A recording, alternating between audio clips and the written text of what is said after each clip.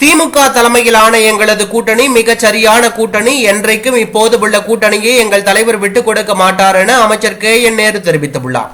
சுதந்திர போராட்ட தியாகி பாபு சிதம்பரம் பிள்ளையின் பிறந்த நாளை முன்னிட்டு திருச்சி நீதிமன்றம் அருகே உள்ள அவரது உருவ சிலைக்கு திமுக முதன்மை செயலாளரும் நகராட்சி நிர்வாகத்துறை அமைச்சரான KN நேரு மாலை அணிவித்து மரியாதை செலுத்தினார். அவரது தலைமையில் மத்திய மாவட்ட திமுக செயலாளர் வைரமணி, மாவட்ட மாநகர செயலாளர் மேயர் அன்பழகன், பெரம்பலூர் எம்பியான அருண் நேரு உள்ளிட்ட திமுகவினர் பலரும் வஉசிக்கு மரியாதை செலுத்தினார்கள்.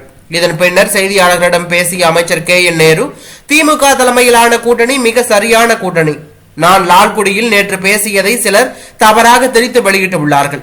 என்றைக்கும் இப்போதைய கூட்டணியை எங்கள் தலைவர் விட்டுக் கொடுக்க மாட்டார். நான் பேசியதன் கருத்து என்னவென்றால், 38 ஆண்டுகளுக்கு பின்பு தொடர்ந்து இரண்டாவது முறையாக ஆட்சியை பிடித்ததை சட்டமன்றத்தில் ஜெயலலிதா பெருமையாக பேசினார். அதேபோல முதலமைச்சர் ஸ்டாலின் தலைமையிலான ஆட்சி அடுத்த முறையும் தொடர எந்த நிலை வந்தாலும் பாடுபடுவோம் என்று அர்த்தத்தில் தான் பேசினேன். அதை தவறாக திரித்து வெளியிட்டுள்ளார்கள். கூட்டணி கட்சி தலைவர்கள் எங்களோடு சுமூகமாக பழகிறார்கள். எங்கள் கூட்டணி அருமையாக உள்ளது. எங்கள் கூட்டணி மிக சரியான கூட்டணி என்று தெரிவித்தார். முன்னதாக சமீபத்தில் திருச்சியில் நடைபெற்ற திமுக பொது உறுப்பினர்கள் கூட்டத்தில் பேசிய அமைச்சர் KN நேரு, கடந்த நாடாளுமன்ற தேர்தலில் இருந்த அமைப்பு வரும் சட்டமன்ற தேர்தலில் இருக்கும் என்று சொல்ல முடியாது என்று தெரிவித்திருந்தது பெரும் சர்ச்சையை ஏற்படுத்தி இருந்தது.